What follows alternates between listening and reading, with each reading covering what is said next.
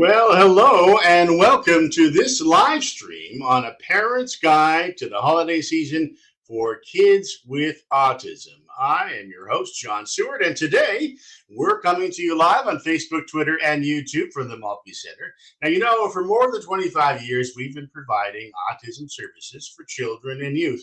We're here to help you on your autism journey with expertise, advice, and understanding. Now, we're a full service agency with mental health supports. We offer one-on-one and group services, plus parent support and coaching. You have questions? Well, we have answers on everything from social skills to sleeping. Contact us for more information or to get started on your autism journey. Now, before we introduce our guest, if you have questions, just start typing it in on Facebook or Twitter, and we'll get to them as soon as we can. We also have some questions that were sent in advance, and we'll be answering those. If you're watching the recorded version of this, then please reach out to us at maltbycenter.ca for support. Now, with us today, we have Christina from the autism team here at Maltby. Christina, thank you again for being here. Of course. Yeah, my pleasure. I'm happy to be here. Thanks for having me. Now, of course, as the song goes, it's beginning to look a lot like Christmas. But the holiday season is different for kids on the autism spectrum, and that's true whether you're, observing Christmas or not, or celebrating Kwanzaa or Hanukkah or something else. Isn't that true? Yeah, that's very true, John. And it's really about finding your own rhythm during the holiday season. And it's going to look different for every family. Younger children who still believe in Santa Claus, for instance, might have a different perspective than a teenager. And the best person to figure out what your family needs during the holidays is going to be you as the parent or main caregiver. So take the time to plan what you can. Think through what you will do and how you're going to do it. And don't forget the power of familiar things. Predictability for your kids is going to be a huge barrier or a huge strategy to help you get through the holidays. But don't let that also stop you from carefully introducing some new ideas and things and people. And really, it's about believing in yourself and your children and having fun. And that's the best advice for any holiday, I think. Okay, now, where should parents start in preparing for the holiday season? Right. So setting expectations ahead of time can be a good place to start. The holiday is a time for traditions and celebrations. So tell your friends and family who you'll be interacting with over the holidays about what kinds of things they can expect and ask for their help. Maybe grabbing a seat in church an hour before the services is going to be a challenge. The kisses and hugs that grandma expects might be too much of a sensory overload. And the excitement of opening gifts on any holiday might be a bit too stimulating for your children. And you know your kids better than anyone. So plan ahead, tell people you'll be spending the holidays with about how you can make the celebrations work for everyone, including those on the autism spectrum. And ask for a little bit of flexibility and understanding as well. Remind them and yourself that the holiday spirit is about inclusiveness just as much as it is about candy canes and stockings. Okay, well, let's keep on the topic of planning. How important is the timing of holiday activities? Right, so timing can be a huge factor into our young children's lives, and everything and everyone is just bustling during the holiday season. There's busy malls, busy holiday parties, and this can be really challenging for children on the autism spectrum. So when you're doing your planning, think about how you can manage the timing of your activities and consider choosing different times that are less crowded. So build in times before and after for some quiet time would be a great strategy. Giving your kids more of your time, because Christmas to them is just as much about spending time with you and their family as it is about opening presents. Now, every parent of a kid who's on the spectrum knows routine is so important. Mm-hmm. How true is that in the holidays? Yes, maintaining routines is going to be a huge factor as well. And I mean, what child hasn't thought of staying up all night to see if Santa actually comes and delivers presents? It works in the movies we watch, but in real life, to do over the holidays is best to stick with routines that you've developed for your children already. So if you're thinking about bedtime, bath time, meals, kids on the autism spectrum like predictability. And if there's a change in the routine, let your child know ahead of time and schedule and build in some reminders. You can use some visual schedules or pictures to let them know what's coming ahead of time if they're not completely understanding the language. Okay. Now, let's talk about food. The holidays are awash with goodies. What should parents do there? Yes. I think that all of the holiday food is probably the best part of the holidays, personally. But for some kids on the autism spectrum, they might be following a special diet, and this could be a challenge. So let everybody know who's celebrating the holidays with you about their dietary needs. And you know the consequences of dietary changes, but others might not. And they might have some well-meaning people that think a child's going to miss out if they don't get to try all of the holiday treats. So letting them know ahead of time that there's a plan that you need to stick to, and maybe modifying some of those dietary treats so that your child doesn't miss out completely. I think it's important really though to keep an eye on too many sweets for any child though, because that can cause problems for any child.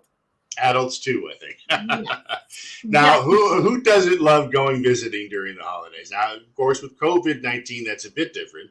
But, chances are some of us are going to go visiting friends or family, or they're going to come visit us. What should parents do about that? So when you're thinking of visiting during the holiday season, family, friends, neighbors, that can be a lot for people and a challenge for parents who have children on the autism spectrum. So if you are going to do some visiting, think about limiting the length of the visit. Make sure your child brings a few things that they find comforting, and ask your hostess where there might be a quiet space available if your child needs it. And if people visit you, you can let them know ahead of time, especially unannounced visits can be stressful. So ask that they call ahead of time and come at times that work for your family, and limit how long they're going to stay, and make the most of your visiting and visitors, but try to plan ahead as much as you can. Okay, now, by the time a lot of parents get to the holiday season, they're exhausted. Oh, yeah. How can they cope with their own stress? So yeah, exactly. Parents are doing so much during the holidays, and respite is a great way to utilize, or a great strategy to utilize during that time. So the holidays are super busy and a perfect time for respite. So don't forget your needs as a caregiver as well. You guys are doing so much, you're resilient, and you're doing the best for your child, and you can't pour from an empty cup. So keep in mind that you could use a break every now and then as well. So find some times over the holidays for you time, or if you're a couple, find some we time. Find someone you can trust to take care of your kids while you do something that will recharge your batteries. Okay, now, what about Santa Claus, who by the way, is completely real and lives at the North Pole and only lives to give presents to all the world's children, especially if some of those children are listening to our broadcast? How do parents handle Santa Claus? Yes. Old Saint Nick can be very intimidating for a child on the autism spectrum. The traditional visit to see Santa at the mall can be a sensory overload for many children. Too many sounds, lights, people. So if you plan your Santa visit carefully, you can find experiences designed for children on the autism spectrum. And if you can, maybe a quick Google search for your area and search sensitive Santa. That has experience with children on the autism spectrum. Okay, let's get to the big question, which I'm sure everyone wants to know. Christmas presents for kids. What's some advice about that? Right. So Christmas presents, Hanukkah presents, all the presents during the holiday season, there's just so many of them. And some children on the autism spectrum can find that very overwhelming. The tearing off the wrapping paper can be a challenge for people who have fine motor issues. And some children might even feel anxious, not knowing what's inside and not knowing what to expect. So things that you consider is putting things in gift bags, or even just leaving them unwrapped. You can put a picture on the outside of a present to give them an idea of what to expect. If you're giving a toy that comes in a well-packaged item that's maybe going to take a while to open up and assemble, you can consider having that ready beforehand and ready to go. So that way there's something for them to interact with immediately, and they won't have to wait for some help to open it up and assemble it. And for electronic things, I do this myself very often. Try not to forget the batteries. Computer and online games, try getting them loaded and ready to go ahead of time. That can help a lot as well. Okay. Now it's time for your questions. If you have a question, just start typing it in on Facebook or Twitter, and we'll get to them as soon as we can, time permitting. If you're watching the recorded version of this, then please reach out to the Multi-Center with your questions, or if you need support. Now, we have some questions that have already been delivered to us. Let's go to the first one that we received Here it is. My son is 8. He has autism, and I have no idea what to get him for Christmas. That's a good question. Christina, what is the answer to that one? That is a very great question. There's a website called naturalautismresources.com as well that gives great ideas for some gifts. And you consider buying maybe a calming gift for your child. And it really depends on where they are at developmentally and what kind of things they might find exciting, which you're going to know best as the parent. But cause and effect toys are usually quite a hit, I've heard, as well as fidget toys and stress balls. They can be fun to play with. And if you wanted to build in a little bit of school skills with that as well. So some popular items for that might be like a space gift set or bubble gun, different learning activities that they could engage in with you that you guys could share together. Okay, next question. My kid believes in Santa, but the whole at the mall experience just doesn't work for him. What do I do? Great question. And we had talked about that a little bit earlier because that can be very overwhelming. I even find the mall during holiday season to be overwhelming. So looking for sensitive Santa within your area would be a great place to start.